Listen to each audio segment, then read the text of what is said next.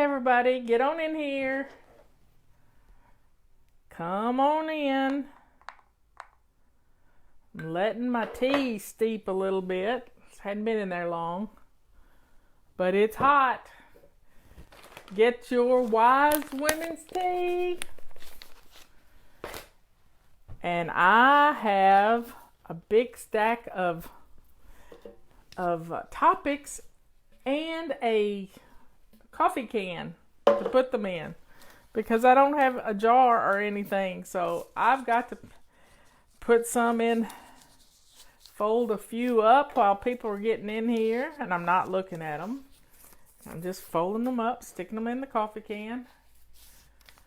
Chamomile, that's some good tea. Yep, let's spend some time together, taking a break. Taking a little break. Ben and I have done some fun stuff. We've put some tiles out on the back deck to put his fire pit on. And we got, we filled up the tiki torches with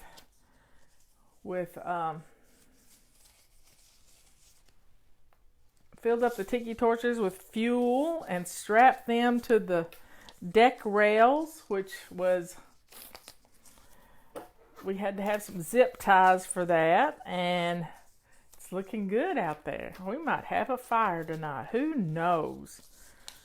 Who knows? So y'all get on in here. I've got the tea and I've got the topics, and when I get a few in the jar, I will draw one out.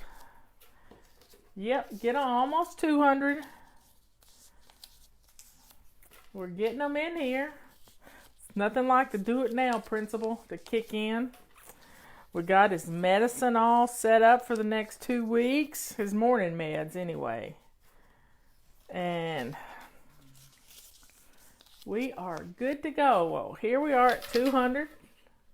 I'm going to reach in here and draw one of them out. And I have one.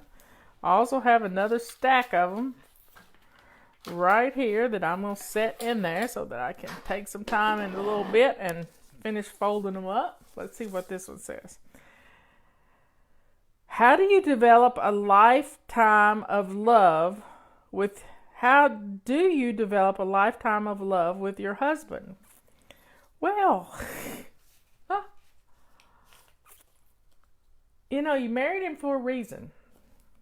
Whoever, I don't know if this is me asking me personally, or if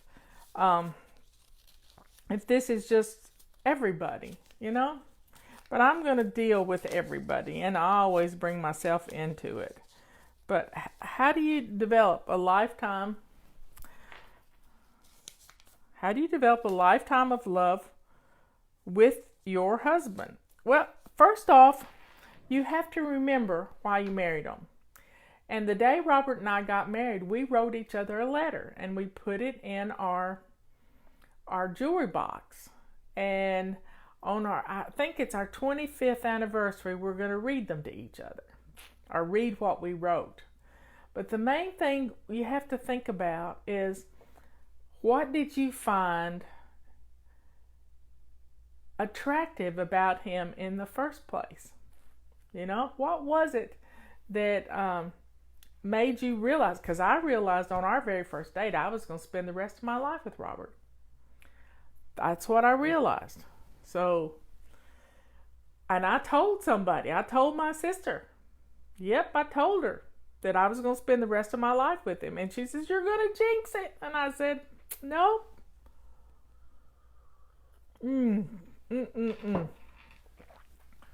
So I think what you have to do is you have to list the things that made you attracted to him in the first place. Robert was funny, and he was philosophical, and he knew a lot of stuff, and I like to surround myself with smart people. And he made me laugh. And that's my word for this year, laughter. And being able to laugh, that is an amazing, amazing thing. When you can laugh, life is, life's too short not to laugh. I divorced a man because he couldn't laugh. he couldn't laugh. He didn't find things funny. And I was reading a portion out of Pam and Peggy's book, The Happiness File. This was, I guess, 1990 or so, 90 or 88. And I was reading this book, and I came to this part that was so funny. So funny. And I just started laughing out loud. And Eddie looked at me like, and he said it out loud. He said, "Nothing can be that funny." And I said, "But it is. Let me read it to you." And I read it to him, and he said, "Well, that's not funny." And what it was when Pam and Peggy were little, and Pam was 5 years older than Peggy, and their bedroom was upstairs in the attic. Well, it was an upstairs room that their mom didn't go up very often. But they didn't want to go down either because they had a good time playing up there. And yes, it is the peeing out the window thing. And they would have races. And then one day, they were helping their dad put up an antenna. And the dad said, "You know, I have never in my life been able to figure out how that the moss on the roof," and they were in Portland, Oregon, so it's a rainy place. The moss on the roof died in these two little streams. Well, Pam and Peggy knew why, because when they were little, they had peed out the window. They just hung their butt over the side of the windowsill, and it was funny. It was funny. So I realized right then, and I handed Eddie the book, and I said, "You read it." He said, "It's not funny."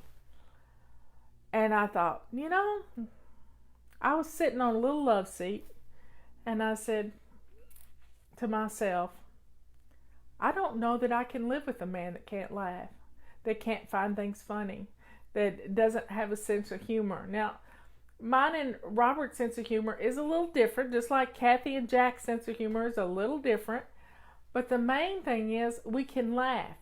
We can laugh at ourselves. We can laugh with each other. We can even laugh at each other, and we don't get upset, because the main thing is we find things funny and we express that humor, and we enjoy the laughter. So my word this year is laughter, and being able to laugh. And that's one of the rules I live by. To don't sweat the small stuff. What doesn't matter just doesn't matter. To laugh every day, even if it's at yourself. And to love like there's no tomorrow, because one day there won't be a tomorrow. So when you can do those three things, you can develop a relationship that lasts a lifetime, and even for eternity. Because I saw a sign yesterday as I was driving, and it said, "Love lasts forever. Love lasts forever." Yes, you can drink the tea over ice. Kathy likes it that way. But it's really good tea. Patty had some yesterday. She forgot to take some with her. Oh, I hope you have a chance to try the tea. Laugh. Oh, in Reader's Digest, it used to say, laughter is the best medicine. So we have to learn to laugh. I was laughing at Scott Adams this morning, talking about trying to mail W-2 forms off to people. And he couldn't. It took him a half a day to mail 4 letters. 4. It's just hilarious. You just have to laugh. And laughing is good for us, because when the sides of your mouth turn up,